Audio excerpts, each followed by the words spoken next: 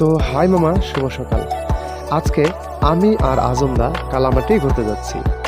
যাওয়ার পথে তোমাদের সাথে শেয়ার করব কালামাটি সম্পর্কে অনেক কিছুই অজানা তথ্য।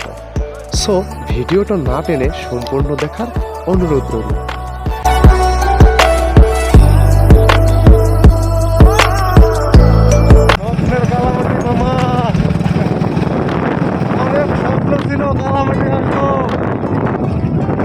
কিন্তু সেই স্বপ্নটা আজকে পূরণ হলো মামা।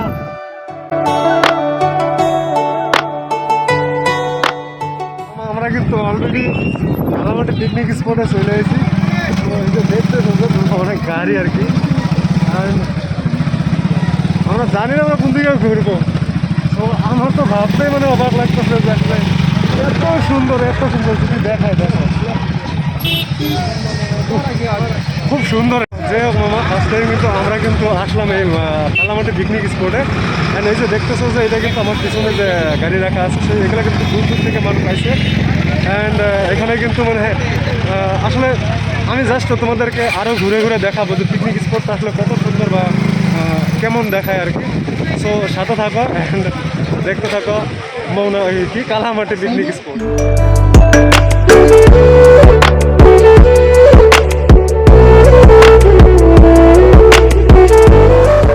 পার হয়ে আমরা ওই দিকটাতে যাই, তো আমাদেরকে জুতা খুলতে হবে জুতা। তো এখন বিকল্প রাস্তা তো মানে আমরা বিকল্প রাস্তা হিসেবে এখানে দেওয়া ছিল বাঁশের সাঁকো। তো আমরা বাঁশের সাঁকো পার হয়ে তারপর ওই পাড়ে যাই আর কি। তো আমরা প্রথমে এটা দেখিনি যে আসলে এখানে বাঁশের সাঁকো দেওয়া ছিল আর কি।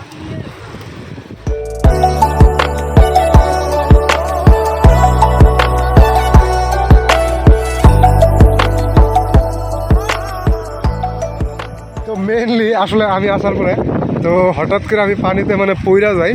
তো পানিতে পইরা যাওয়ার ফলে তো আমার জুতা ভিজে গেছে। আর এদিকে একটা এদিকে একটা আসলে মানে এই জায়গা দেখার পরে যে এতটাই মানে উৎফুল্ল হয়ে গেছি, মানে এতটাই আনন্দ পাইছি বা লাগছে বুঝটাই আর কি। তো যখন এই নদীটাকে পার হতে গেছি তো তখনই আর কি মানে পিছলা মানে পইরা গেছি আর কি। কি বলবো মামা, এত সুন্দর ভিউ। তো আসলে মানে বলার ভাষা নাই। আমি জাস্ট তোমাদেরকে ওই দিকটাও দেখাবো আর কি। অ্যান্ড এদিকটা তো যেহেতু আছে আমি এদিকটাও দেখাবো। অ্যান্ড দেখো পিছনে কত বড় বড় বল্ডার আর কি, পাথর চাপড়া দেখতেছো, এই যে আমি দাঁড়ায় আছি। তো এত বিশাল বড় কালামাটি উত্তর পূর্ব ভারতীয় হিমালয়ের পাদদেশে ভুটানের দক্ষিণে এবং চিরাংয়ের উত্তরেই অবস্থিত। এটি চিরাং জেলার বিটিআরের অন্যতম বিখ্যাত পর্যটন গন্তব্যস্থান। 2016 সালের আগস্ট মাসে মানাস জাতীয় উদ্যানে 350 বর্গ কিলোমিটার ভূমি এলাকা যুক্ত করা হয়েছিল। কালামাটি মানাস জাতীয় উদ্যানের এই সংযুক্ত অংশেই রয়েছে। দূর দূর থেকে ভ্রমণ পিপাসীর লোকেরা এই কালামাটির অপরূপ সৌন্দর্য দেখার জন্য এসে থাকে। কালামাটি, যার অর্থই হচ্ছে কালা মাটি। তো যাই হোক, জাস্ট এদিকেও রাস্তা আছে নাকি, এই দিকটাও তো কিন্তু এদিকটা তো রাস্তা আছে, মানে এদিকটা মানে ভুটান থেকে মানে গাড়ি আসে। আর আমি জাস্ট ব্যাক ক্যামেরাতে দেখাই দেবো। তো এই যে দেখতেছো যে, তো এটাও কিন্তু অ্যাকচুয়ালি মানে ভুটান থেকে, এই রাস্তাটা ভুটানের রাস্তা। অ্যান্ড আজকে যেহেতু আইছি তো জাস্ট আজকে তোমাদেরকে একটু ঘুরে দেখাই। অ্যান্ড আসলে মানে ঘুরতে ভালো লাগে আর কি, যে এত সুন্দর জায়গা দেখো, কত সুন্দর রাস্তায় দেখো। এটা কিন্তু অ্যাকচুয়ালি ভুটান থেকে আসে, এই যে রাস্তাটা দেখতেছো।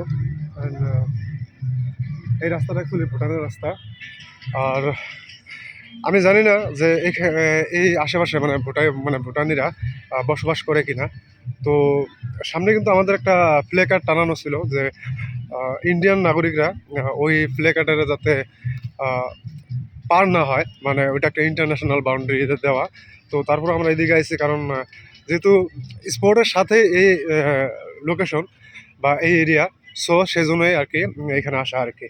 তো জাস্ট আমি তোমাদেরকে দেখাই, কিন্তু একদম সোজা মানে ভুটানে গেছে আর কি, মানে ভুটান থেকে এদিকেও আসে। অ্যান্ড এদিক দিয়ে কিন্তু এই যে ওইখানে কিন্তু পিকনিক স্পটে মানে যায় আর কি।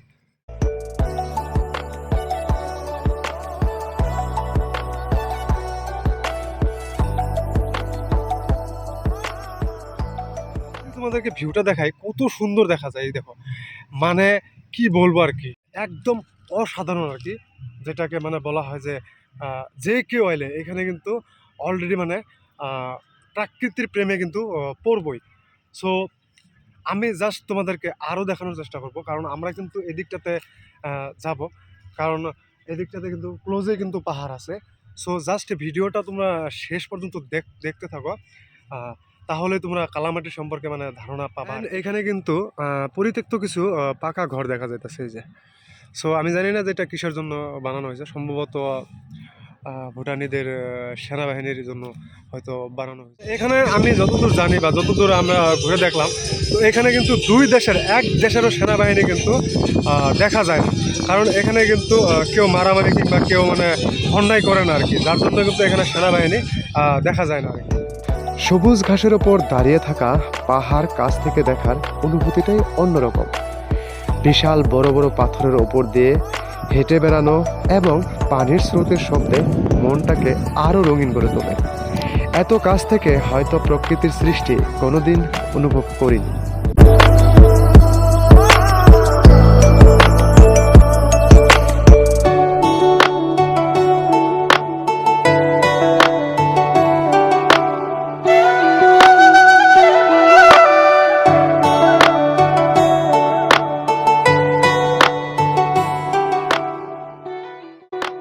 এই পাহাড়টাকে বড় ভাষায় মাওরিয়া হজ বলা হয়, যার অর্থ হচ্ছে এতিম পাহাড়।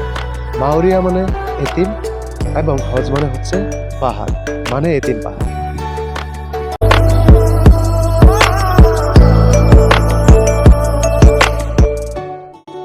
একটি নিঃশব্দ জলস্রোত এবং তার ওপরেই রয়েছে একটি বাঁশের সেতু, যা মনকে আরও আনন্দিত করে তোলে।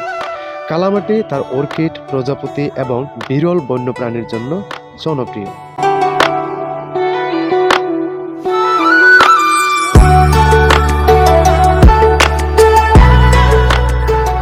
তো আসলে মামা, আমরা যখন প্রথমটাতে এখানে আসি, তো এখানে আসার পরে মানে আমি ভাবিনি যে এত সুন্দর একটা জায়গা অ্যান্ড আমাকে এতটা আনন্দ দিব আর কি।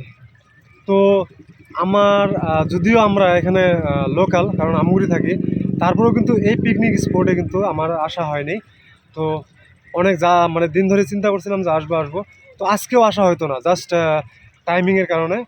তো হঠাৎ করে আজমদা মানে পরিকল্পনা করে, তো যার জন্য আর কি এই পিকনিক স্পটে আসা আর কি। তো যে কিনা হোক, আসলে ইন্দো ভুটানের যেটা সীমান্তবর্তী, যেটা কালামাটি বলা হয়, তো এখানে যে এত সুন্দর একটা পিকনিক স্পট আছে, তো আমি কখনো কল্পনাও করিনি, কখনো ভাবিনি। আসার পথে হয়তো আমি জঙ্গল দেখছিলাম বা গাছগুজালি দেখছিলাম, তো আমি মনে করছিলাম যে জায়গাটা মনে হয় যে মানে পাহাড় তো থাকবোই, বাট জঙ্গলে ভরা। কিন্তু হ্যাঁ, আসার পরে দেখলাম না, জঙ্গলও আছে, তারপরে তোমার যেটা পিকনিক স্পটের যেটা নমুনা বা যেটা মানে জায়গা, সেটা কিন্তু অবভিয়াসলি আমাকে মানে একদম অবাক করে দিয়েছে। তো যে কিনা হোক, তো জীবনের প্রথমে কালামাটি আমার আসা। তো আসা, যারা এখনো আসো নাই, তো তাদেরকে একটা কথা বলবো যে তোমরা আসো। বলো কোন দিকে? ওইদিকে? তো যে কিনা হোক, ওই দিকটাতে আমরা আগে ওই দিকটা যাই। তো তোমরা আসো। তো একটা কথা বলবো যে তোমরা আসো এদিকে কালামাটিতে এবং ঘুরে দেখো। চলো আজকের মতো এখানে শেষ করতেছি, অ্যান্ড যদি আরও কোন দিন পরবর্তীতে আসা হয়, তাহলে আরেকটু জাস্ট ভালো করে ওই দিকটা যায় দেখাবো। আসলে মামা এখন আর কি যেহেতু বিকাল 4টা হয়ে গেছে, তো আমাদেরকেও যাইতে হবো। সো ওই জন্যই মামা ভালো থাকো, সুস্থ থাকো। আল্লাহ হাফেজ। তো দেখা হবো কোনো এক পরবর্তী ভিডিওতে, সে পর্যন্ত বাই বাই।